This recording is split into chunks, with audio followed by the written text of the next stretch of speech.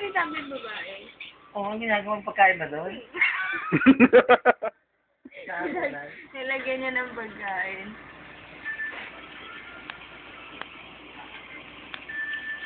Ganyan yung tugtog. Grabe naman luwang ng kasi ng babae. Stretchable. Sobrang ano na kasi, gamit na gamit. Trabaho na yun. Laki. Parang parang nanganak. Oo. Grabe naman pala kayo. Ay, pasok. Maya kamaon may papasok. Ganyan ba, lumalaki talaga ng ganyan? Ah? Depende.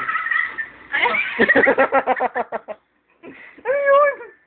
Pumalakpak yung lalaki sa loob. Ano laki? Ba't ginaganon? Ba't ganyan? Ba't ginaganon? Ilang daliri yan? Dalawa. Ba't ginaganon? Para maligayahan kayong mga girls. Di ba, Bertie? Di ba, Bertie, masarap din? Dahil po sila lalamay na pinagala. Yung kanyang hilalaki sa taas. Pag sa table. Yan. Nagdalawa yung camera. Pedicure ka ba?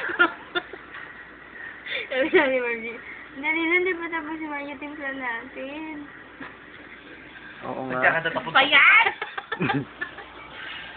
Ang tagal naman yan, ilang minutes na yan. 16. Asana ba? Puro ganyanan lang. Ayan na, ayan na. Mahilig dumeli to. Panggo. Yan, yun ang gusto kong pa. Kaya, Ang laki. ginaganyan ka rin natin, baby. Kaya susubo ng bukay mo. Yan. Ang titig niya, letter C.